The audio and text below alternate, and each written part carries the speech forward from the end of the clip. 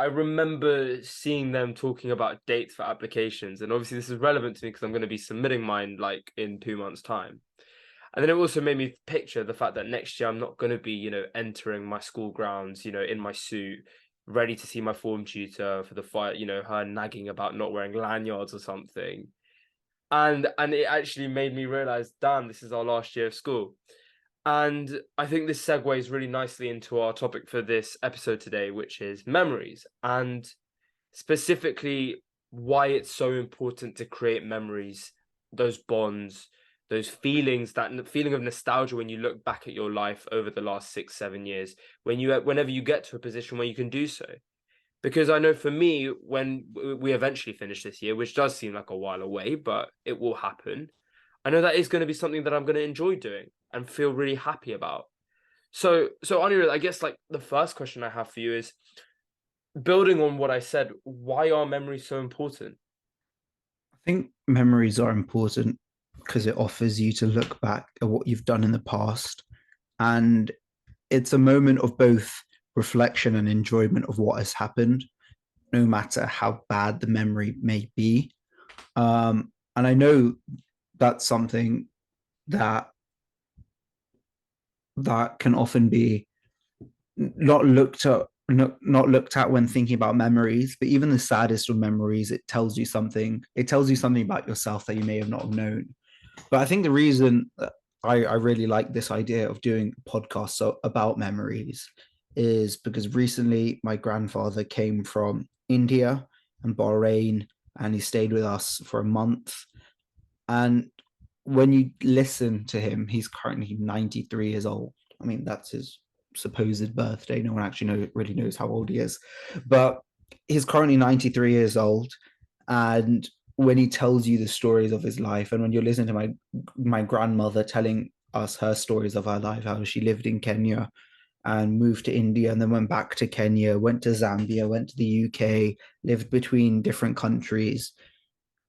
It just it provides them with so much happiness being able to talk about what's happened in their life and being able to share what they have learned and what they've experienced with what is the next generation of people.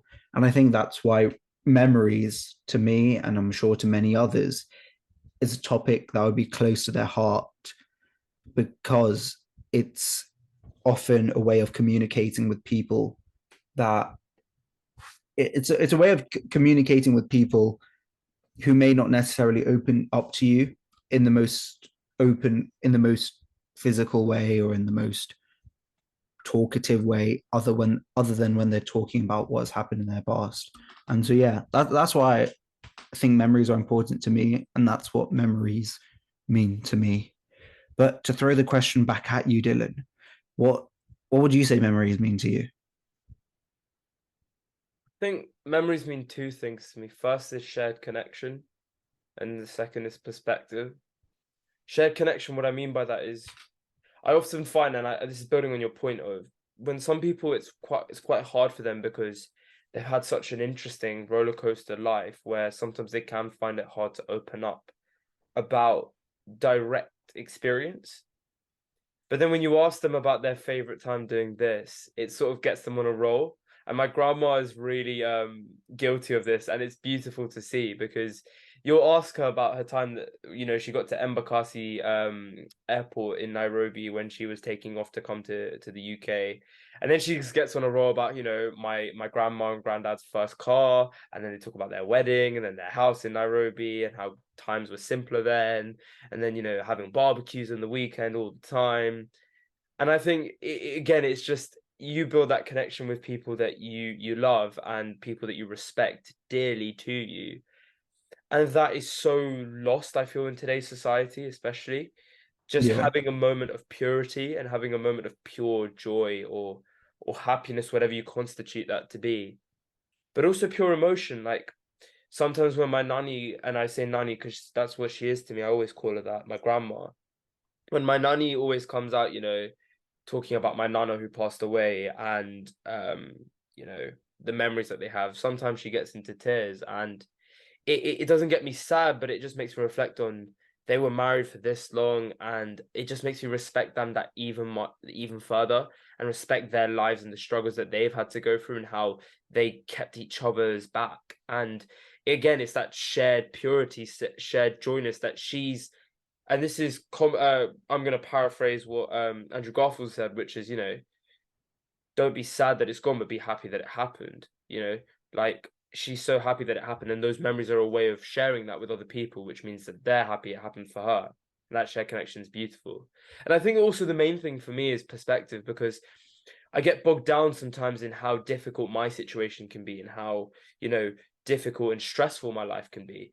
But then you look in perspective and some of the memories that my mom or my dad shares, my dad had to move from a different country. Like, that's really hard to comprehend in my head.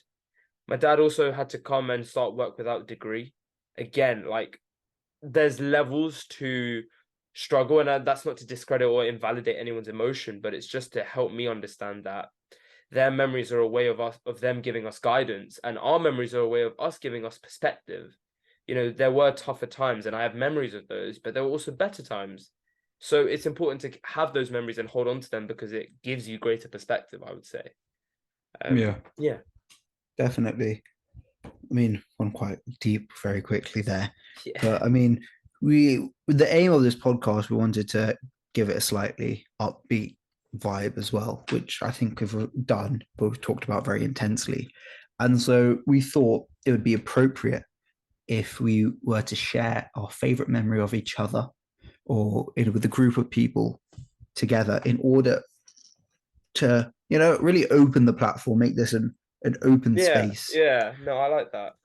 And so I guess one of the fondest memories I have of you, Dylan, or have with you, is in year 8 when we went bowling together for our joint birthday party I think it was January the 20th, if I'm correct in the date. Yeah, I'm it not was. It exactly was. I've sure. still got it on my Snap memories with me saying happy birthday to you, and then you saying happy birthday to me on the Snap.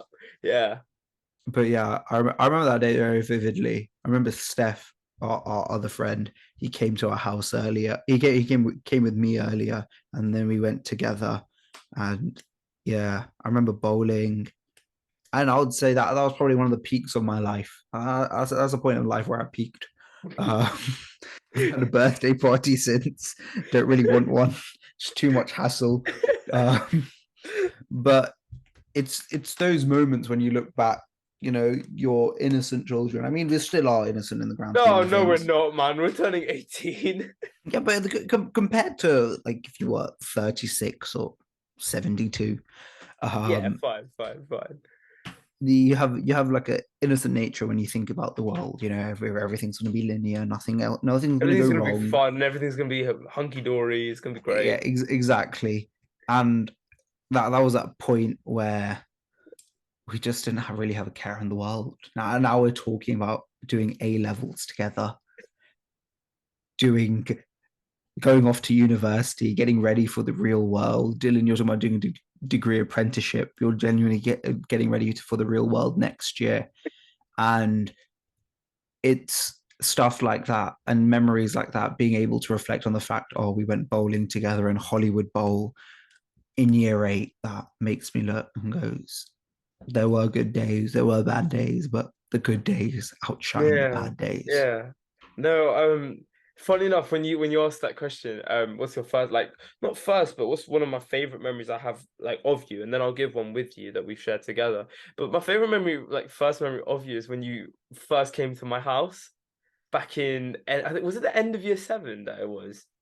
It would be year 8, I think. It was year 8. Or maybe that summer, year 7 Yeah. to 8 So summer. so he came to my house, and then I had a tabla lesson at that point. So we went to my tabla class, and you stayed in the car with my mum, and then you Oh, came yeah, into I the remember this. class.